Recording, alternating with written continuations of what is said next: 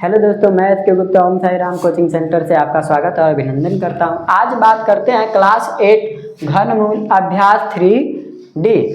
पहले क्वेश्चन में कहा एक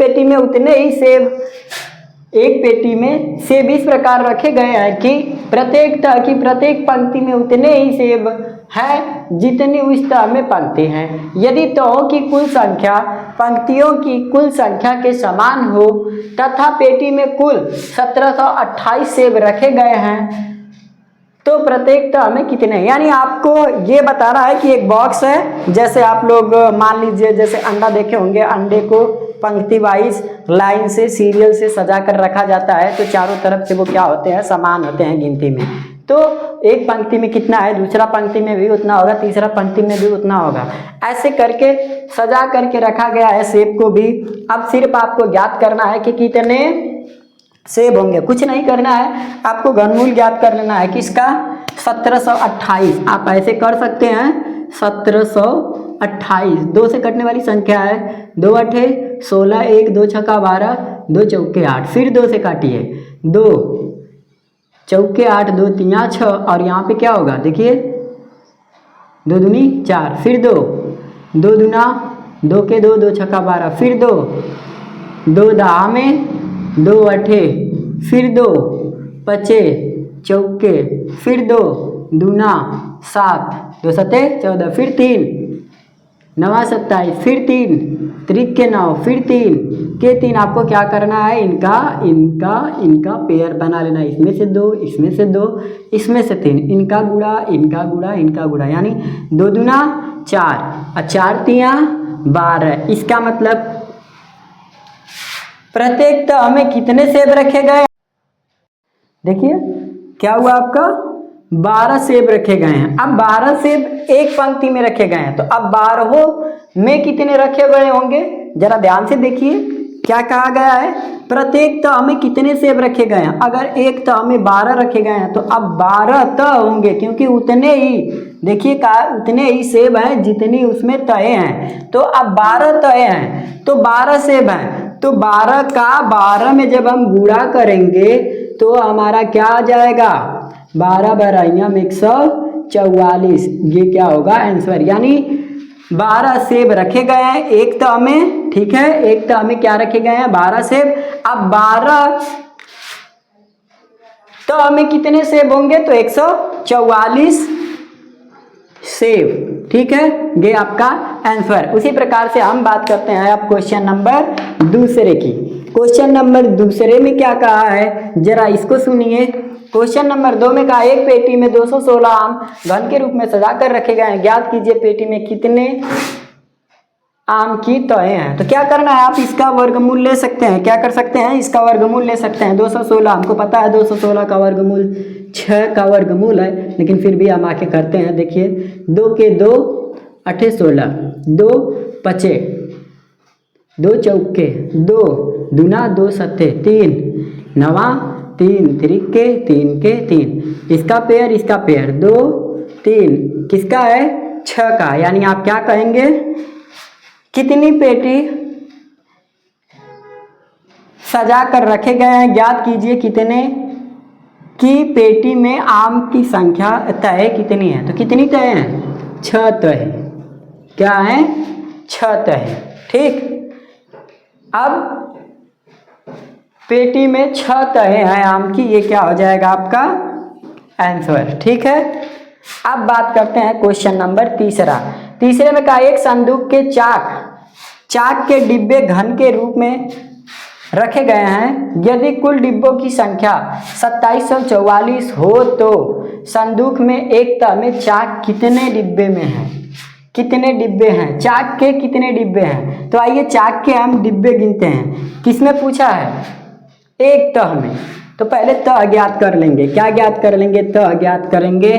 तह ज्ञात करने के लिए हमको क्या करना होगा, 2744 को हम फिर से 2 है क्योंकि सम संख्या है तो 2 से भाग दे सकते हैं। 2 के 2 2 तिया 6, 2 7 14, 2 दूना 4, फिर 2 छक्का 12, 2 तिया 6, 2 छक्का 12, फिर 2 तिया 2 के 2 2 अठे 16, फिर 2 के 2 पचे 10, 2 नवा 18, ठीक है। 2 के 2 ध्यान से देखिए, 2 के 2, 2 पचे 10, 2 नवा 18। क्या अब ये कटेगा? नहीं। फिर से देख लेते हैं, 2 के 2, 2 तिया 6, 1 2 7 14, 2 दूनी 4, 2 छक्का 12, 1। हाँ, यहाँ पे क्या है? गलती है।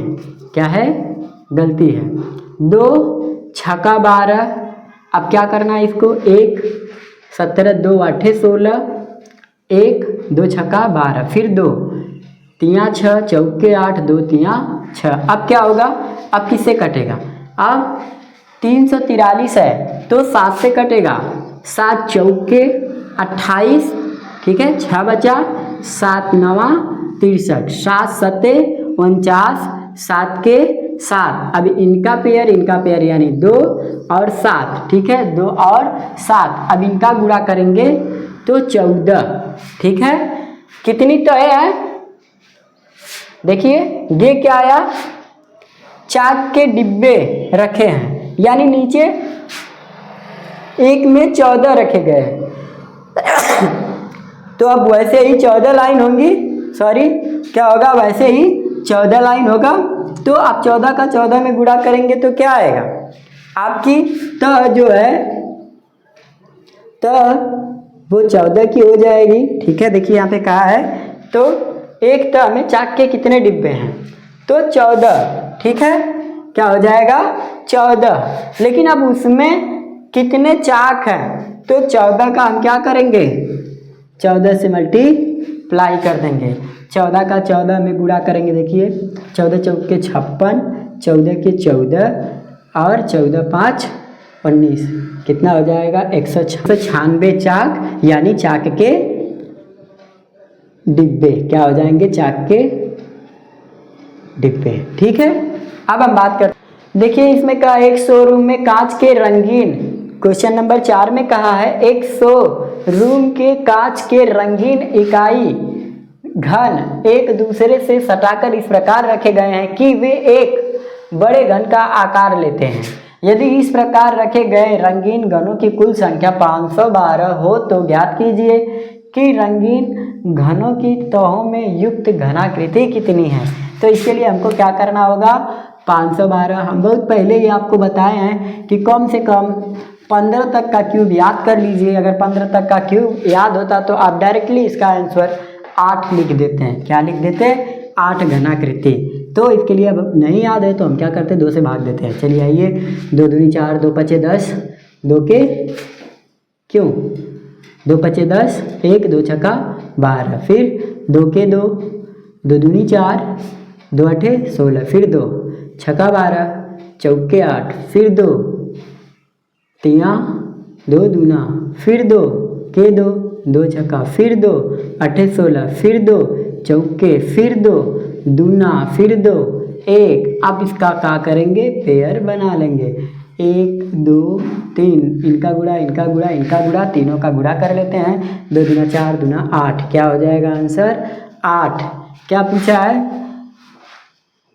हो तो ज्ञात कीजिए कि रंगीन घनों की तहों से युक्त घनाकृति बनी है। कितने?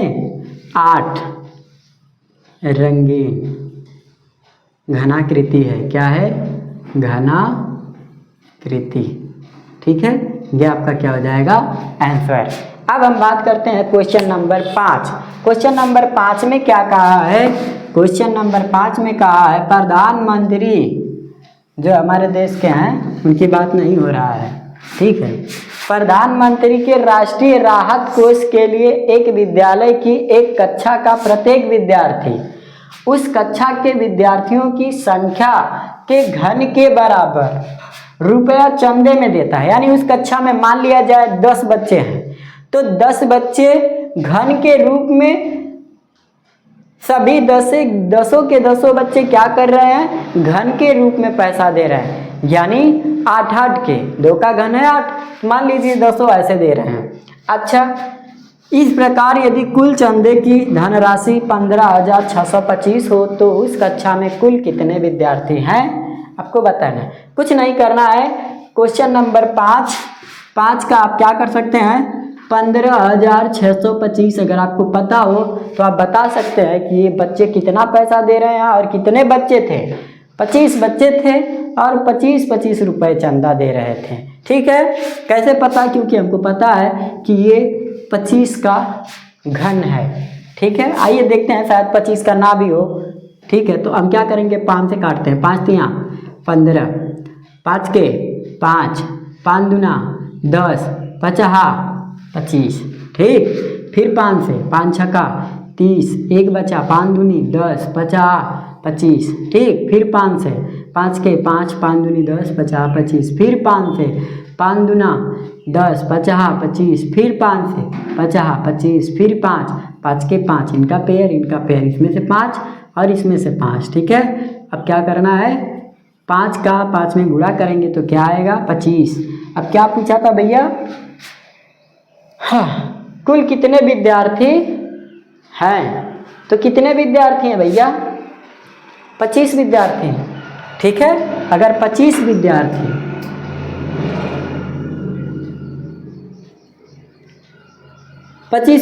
25 रुपया देंगे ना, तो कितना हो जाएगा, 15,625।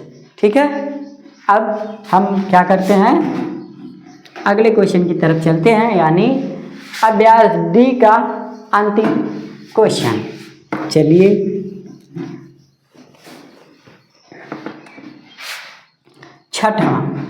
छठवें में क्या कहा है, एक घनाकार टंकी की आकृति कितनी है, 1331 लीटर पानी आता है। कि मान लीजिए कौन टंकी है, इसे वाला घर पे देखे होंगे, तो टंकी है, उसमें कितना पानी आता है, 1331 लीटर आता है।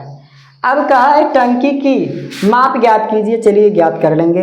यदि 1000 लीटर पानी का आयतन है, उसका जो नीचे का जो आयतन है वो कितना है, 1000 लीटर का है, तो आयतन है घन मीटर के बराबर होता है। तो कितने घन मीटर के बराबर होता है? अच्छा देखिए, हम क्या कर सकते हैं इसको, ये रही इसकी धारिता 1331, कितना ले रहा है समय, उसका आयतन कितना है, आयतन इतना है, धारिता ये है, आयतन ये है ना, इतने लीटर इसमें पानी आता है।